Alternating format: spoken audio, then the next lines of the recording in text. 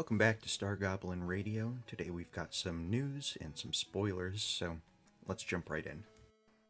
These updates come from Skydawn Games' social media pages, so make sure you're following them if you want to stay on top of Phantasy Star TTRPG news, and join us on the Discord server. There's already a handful of us discussing story ideas, Phantasy Star lore, and once the game goes live, it'll be a great way to find people to play with online. Our news update is that Skydawn Games has a Twitch channel now. I've linked that in the description of this video. They'll be going live for the first time from GaryCon Gaming Convention.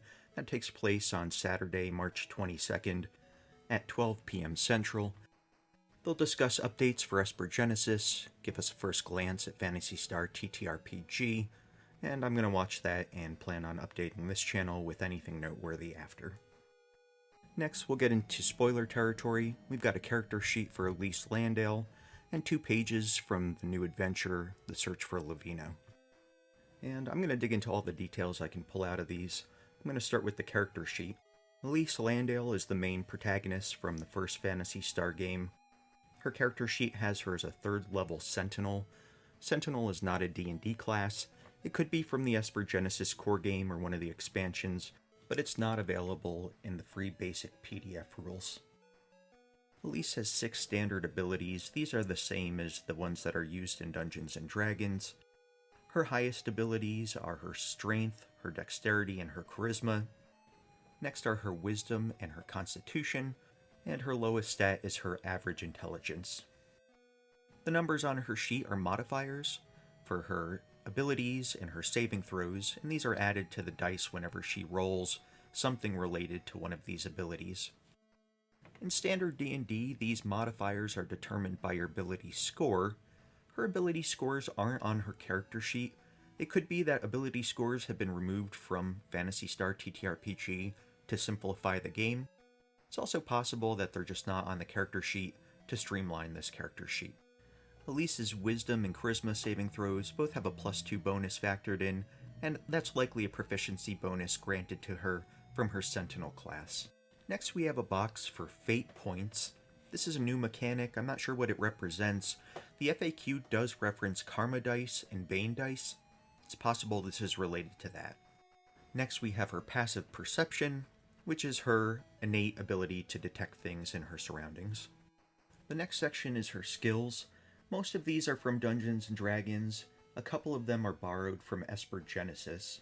They include acrobatics, astrophysics, which is knowledge of all things space and space travel, athletics, computers, which is your ability to use unknown computer systems or to hack computer systems, deception, insight, intimidation, investigation, lore, which is knowledge about history, people, places, and things, mechanics, which is your ability to repair technology and electronics, medicine, perception, performance, persuasion, sleight of hand, stealth, survival, and xenobiology, which is your knowledge of other planets and the cultures and the alien life forms that live on those planets. Alis has 4 skills she's proficient in, which gives her an extra bonus when rolling these skills. Those are her athletics, her persuasion, her perception, and her insight. I like the persuasion proficiency. That's a callback to Phantasy Star 1, when she has to convince a shopkeeper to give up his secrets and give her access to a road pass to continue on her quest. Alis has 3 special features. The first is Healing Force with a pool of 15. It requires an 8-hour long rest to recharge it. I'm wondering if this is similar to the Paladin from D&D who has a healing touch, which allows him to touch an ally and heal them for a certain amount of hit points. Next, she has 2 uses of something called Spirit of Valor, which is recharged after a 1-hour short rest. And she has 2 uses of something called Fury Strike, which recharges after an 8-hour long rest. Noah, aka Lutz, has 2 abilities on their character sheet as well. I can't make these out. Looks like one might say Shield, and the other say Recovery. There's a box on this character sheet for movement. Alis has a base speed of 30 feet that she can move in a turn. This is standard D&D mechanic. However, the agility and the burst save of +2 are a new mechanic. No idea what these are yet. She's got a defense score of 17. This appears to replace armor class from D&D. I'll talk more about this in a bit. A max of 27 hit points, and next to this we have 2 trackers. The first looks like it's for death saving throws. When a character in D&D takes too much damage and goes unconscious, they have to make saving throws against death, and if they fail 3 of these, the character dies permanently. I can't really make out what is under the death saving throw, but to me it looks like a tracker for Petrify, which would make sense. Petrification is a status effect that has a major story hook in the first game, comes back in the 4th game, and so I wouldn't be surprised if Petrification is a bigger risk in this game than standard D&D. Below the hit point information is her magic point information. D&D doesn't use magic points, though there is an optional rule for implementing it into your games. We don't know if they're using that optional rule here, or if the designers have come up with their own rules for implementing magic points, but I'm glad that they decided to go this route as it fits the setting. We can see Alice's spell attack bonus as well as her spell save DC. This is how strong of a spellcaster she is, and how hard it is for enemies to resist her magic effects. Both Noah and Meow's character sheets have slightly higher scores than Elise for their spellcasting abilities. Odin has no spellcasting abilities at all. Finally, we get to Elise's equipment. She's carrying a titanium sword, which has the same stats as a long sword in Dungeons & Dragons. She also has a light suit of armor, a nondescript shield, a road pass which allows her access to certain areas on Palma. She carries Monomate. Monomate's a healing potion, and it didn't exist during Phantasy Star 1. The American release used burgers and cola to heal, which I'm glad they avoided in this game. And the Japanese release used Pelori Mate and Ruoginin. Monomate was introduced in Phantasy Star 2, and used again in Phantasy Star 3 and 4. I'm guessing that they went with Monomate here to have a more cohesive lore, and to use a consistent naming scheme across items for all eras of play. Elise also carries a compass, which she needed to navigate safely through Epi Forest, and she has a flashlight, which allows her to see in unlit dungeons. We can also extrapolate that if the armor class formula from D&D is the same for the defense formula in Phantasy Star, then it looks something like this. Alice has a base 10 defense, and then she gets +2 from her above average dexterity.